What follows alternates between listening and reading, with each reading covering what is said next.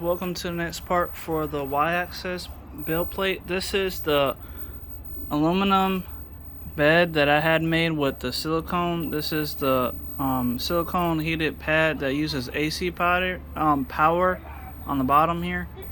And I just wanted to see if the motor and everything would be able to move. I still have the CR10's bed underneath this one. It's just sitting on top of it. I just wanted to see if it had the torque and the force to be able to move it. So it actually does. I just tested it out. This is the cord that comes from the bed from the CR10. I just have it sitting on top. But let's just move forward. Let's do 10 first, and then I'll do 100. 10, 10, 10, and let's do 100. And it moved all the way forward, and it actually would be able to fit just fine with everything. So now all I gotta do is adjust the height for when I need to actually add my Z-axis end stop. So I think this will be able to work just fine, and I may get me a 16-inch squared mirror for this build plate, since I know this will be able to heat up a lot faster than a regular DC power heated bed like the CR10. But I'm gonna keep the CR10 one where it's at just in case. But so far it looks like this will work just fine. So now I'm gonna go back 100 so you guys can see that it does move back and forward. So let's go back, and there you have it. So it is able to move just fine. Now we're gonna go down. I'm gonna pause the video. I'm gonna go down just to see if the heated, the hot end actually touches down here, because I don't know if I would have to adjust like the height or something, because like I wasn't really able to get all the way down because the gantry was a little too close to the actual pieces over here. Like the gantry's gearing and everything is actually too close, and it doesn't actually touch the CR10's bed. So that's one of the reasons why I want to try this AC one. So now I'm going to pause the video. I'm going to go down and see if it actually can touch down on the bed surface for the hot end. Right over here, you can see it's sitting right here. You can barely see it, but it's right there. So I'm going to pause the video, and I'm going to try to see if I can get that to touch. Hold on.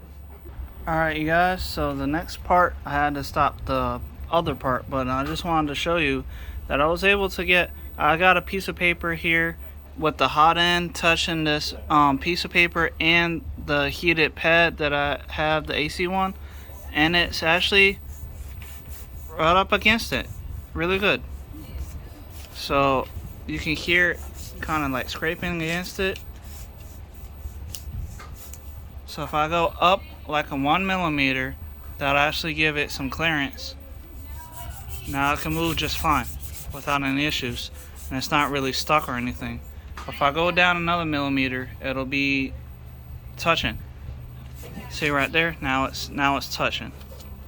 So I can use this heated pad, and I believe I'll be able to just leave everything the way it is for the most part.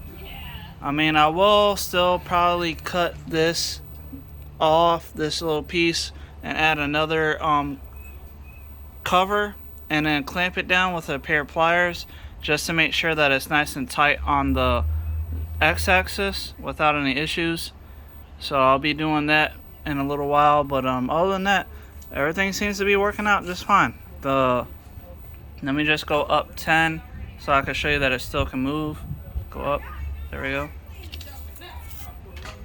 There's a lot of wind out here, but there we go. Went up 10. It's probably still moving, but now that we have that, let's go ahead and still move the bed. So I'll move the bed forward 10. There we go. There we go. It's kind of tight. Yeah, it's actually touching this actual, it's the V-wheel, I think, is touching the bed. So that's why it's having a little bit of a hard time. So like, I'm not sure what I'm gonna exactly do about all this area, because I already know I have to change the back lead screw mount basically, and then obviously if the V wheel is touching, then that causes another issue. So like, I'm gonna probably have to just kind of like redesign this area for the most part. I don't know what I'm gonna do exactly about the V wheel touching, because that needs to be able to go up and down. It needs to be at that position. So let me just go up another 10. There we go. And now it's not gonna touch, and now it can be able to move back like I was trying to do just fine. See, it was just the V wheel that was giving it a hard time a second ago, because it was touching and scraping against the bed. But other than that, I hope you guys are liking this information about the me actually step by step building this 3D printer. This is the first time I ever did this, because like, I have tried to build a really big 3D printer before, and it was working. It's just I don't have the materials anymore, and I'm not living in the same house anymore either. But I just wanted to show you guys step by step about how I'm making this machine. This is basically going to be like one of the biggest CR10 3D printers you'll probably ever see, because I know they have, I think, the 500mm one, but this one is probably tall. I know it's taller than that one, but my heated bed right now is going to be 406mm. That's how big 16 inches is on in metric. Anyway, thank you guys for watching. I'll see you guys on the next episode. Goodbye.